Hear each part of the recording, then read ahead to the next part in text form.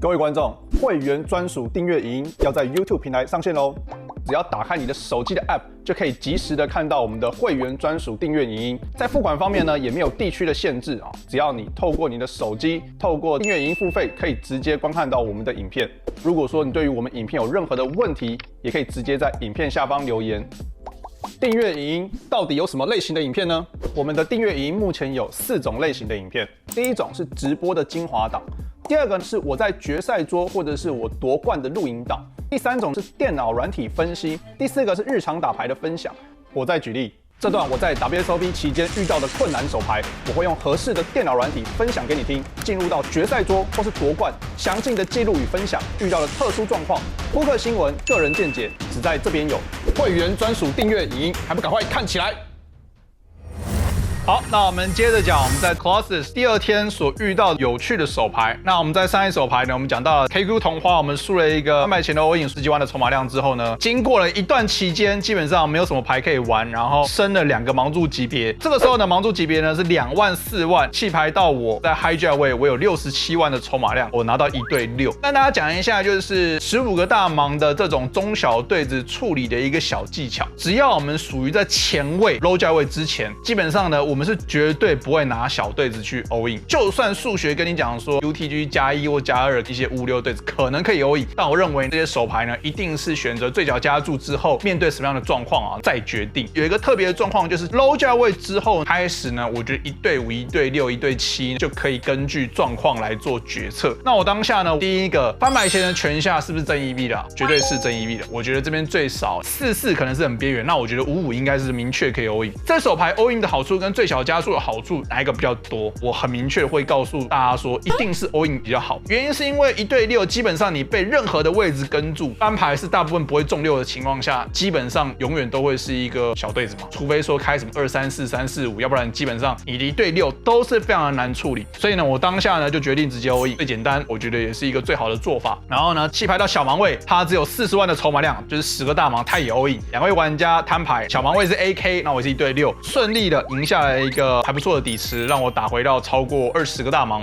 在2万5千、5万跟3万、6万呢，都有非常多这种翻牌前的 all in， 但是都是一个短筹码，然后没有太多的变化。那我们的筹码量呢，维持在大约110万左右。晚餐休息回来，盲注级别升到5万、10万。这手牌呢是一个翻牌后的状况，8人桌，然后没有小盲位啊，小盲位被淘汰，空小盲的一个状况。UTG 加1的玩家，他大约有300万的筹码量，大约是30个大盲，选择加注到23万，弃牌到我大约有110万左右，拿到了90不同花。我们这边选择跟注。那我觉得90不同花，虽然说12个大盲，很多人会觉得说很边缘或者很尴尬，但我觉得这是一个很明确的跟注。如果我是17不同花，我应该会是弃牌。18大概是一个分界点，19、8、9啊这一些，我觉得连接性很好的牌，都是一个很明确的跟注。翻牌是4、8、J 2张红桃，底池56万。我们有一个双头顺的一个听牌，然后这时候我过牌，对方竟然也过牌。那我是觉得比较奇怪的是，对方的预设策略应该会是一个非常高频率的持续下注，但他并没有转牌，免费的转牌1张 Q 非常好，我们中了一个最大的顺子。这个时候呢，很明确的就是我们有不错的手牌，我们很高频率的就会下注。那我就下注了一个26万，对手竟然加注到70万，基本上我会认为对手不会有任何的范围会弃牌，我就直接就 all in 了。然后我预期这个对手所有的范围都会跟注。这个时候呢，对手在想，整桌就很好奇，场边的玩家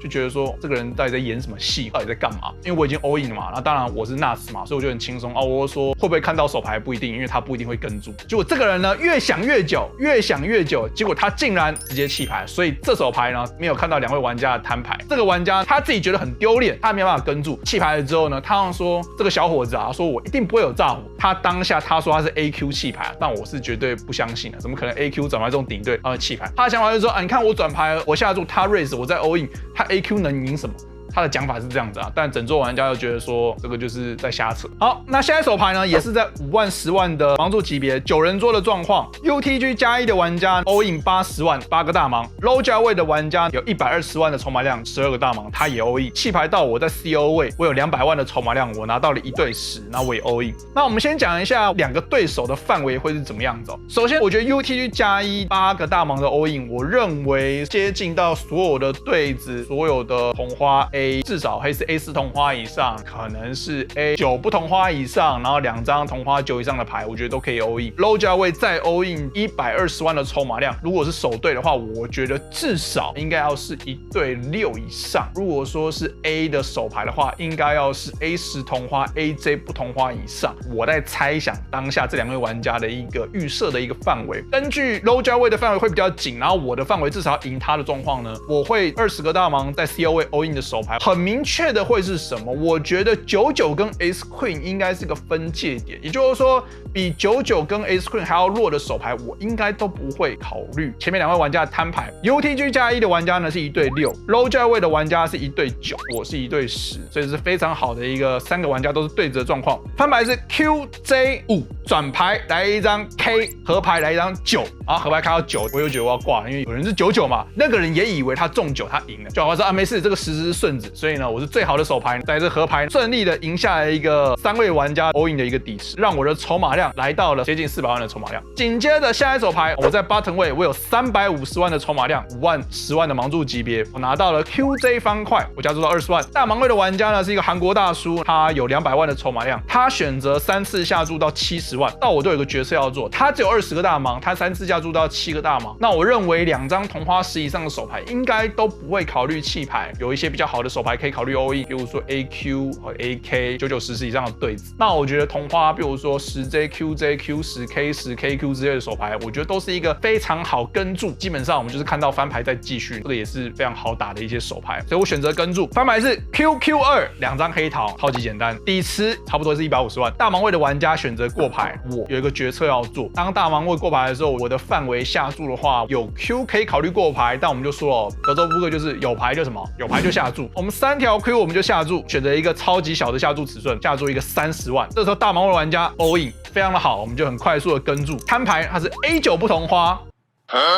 A9 不同花，没有 outs， 转牌开 Q， 让它更没有 outs。我们中了4条 Q， 合牌就无关紧要，我们就赢下来一个非常大的一个底池。接下来呢是在6万、12万的盲注级别，然后这是一个10人桌的状况。我在 UTG 加1，我有450万的筹码量，我拿到了1对 Q， 方块 Q 跟梅花 Q， 这时候我加注到24万。low 价位的玩家有180万选择跟注，小盲位有350万选择跟注，大盲位有200万的筹码量选择跟注，所以是一个4人底池。翻牌是985，2张方块，1张梅花，底池108万。诡异的是，大盲位的玩家领先下注12万5千。首先可以看他的下注尺寸跟他的筹码量，我觉得大盲位可不可以有一个领先的下注的策略？我觉得可以有，但是不是这个翻牌？我觉得不是。原因是因为这3张翻牌我觉得还不够低，或者是说我觉得有更适合大盲位的范围，比如说翻牌是456、357、367、478这种3张都是8以下的翻牌，可能会更适合大盲位。那再加上就是这个下注尺寸呢，也是一个线索。如果说他今天中2对，他今天中很强的牌，我不觉得他会下一个10%的底池。原因是因为后面有3位玩家在一个连结性这么高，又2张方块的同花的牌面，我觉得他不会让别人这么轻易的去跟注去追这个听牌。我觉得他有大牌的机会很少，再加上他的筹码量翻牌前大盲位就是只有200万，不到20个大盲，他后手剩不到2个底池的时候，其实他就算真的中了2对或是顺子或是什么手牌，我没有差，因为我的牌对他的范围是大幅领先，我们是赢多输少的一个状况，我就把它视为是假设他今天过牌，我会不会下注？我很有可能会下注的话，我会下注多少，我就直接再加上去，所以我就加注到45万。low 价玩家弃牌，小盲位的玩家是唯一一个筹码量比较多的玩家，他有350万，他也弃牌，那我就觉得就非常的安心了。大盲位的玩家选择跟注，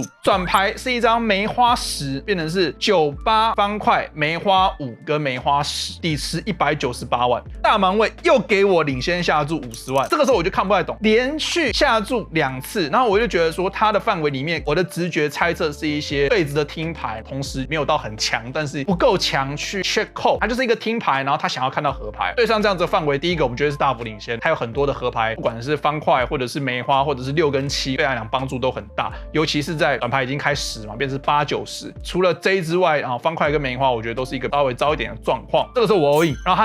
他在想一定是牌就比我弱嘛，他不可能比我好的，比如说2对或顺子在想。他想了很久之后呢，他弃牌，他就跟我讲说他是一个对对子，然后带一些同花跟卡顺听牌比较弱的一个牌型这样子。以上就是这集的手牌讲解。如果说你对于我们在美国 WSOP 或者是美国任何相关的问题的话，欢迎在影片下方留言发问。如果说你想要问我手牌的话，欢迎到我们的 Discord 手牌投稿区投稿你有问题的手牌。想要看到更专业、更详细的手牌分析的话，加入我们的频道会员，然后要订阅我的影片。我是小 P，大家拜拜。